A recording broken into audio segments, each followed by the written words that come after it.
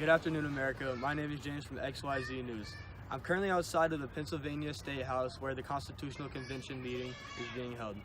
The Constitutional Convention is a meeting where deputies from every state were invited to determine if the Articles of Confederation would be eradicated or not.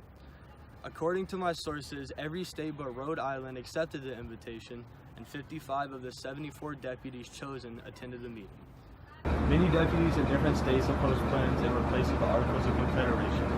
One of those plans being the Virginia Plan, which was offered by Edmund Randolph.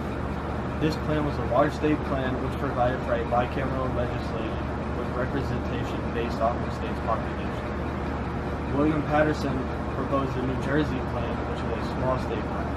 This proposed equal representation, no matter the population of the state. Not only were many plans proposed, many rebellious groups were formed due to the Constitutional Convention.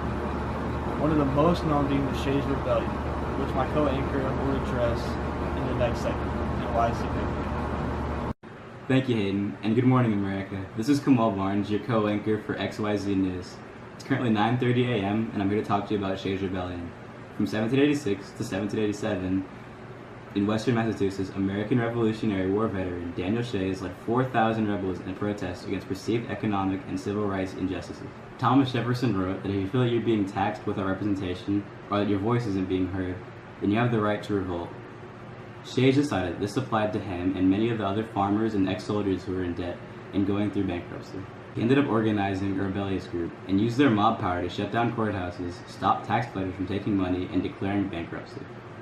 This rebellion eventually got to the Capitol, and the rebels demanded for their livelihood to be protected. This rebellion ended in a short-term failure. Daniel Shays was arrested, and a couple of farmers ended up getting the death penalty.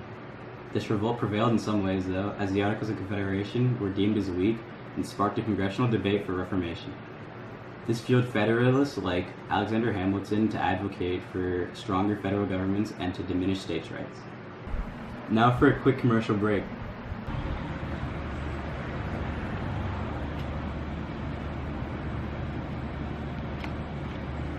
Sir, are you a farmer?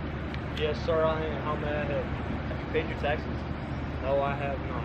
Well, I'm gonna need you to do that. No, I don't want to pay my taxes. Why not? I don't agree with the Articles of Confederation. That's not what I'm here for, sir.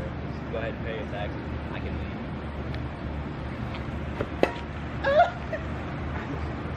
leave. Are you a tax collector and tired of farmers evading your taxes? Are you tired of farmers giving you that stiff arm?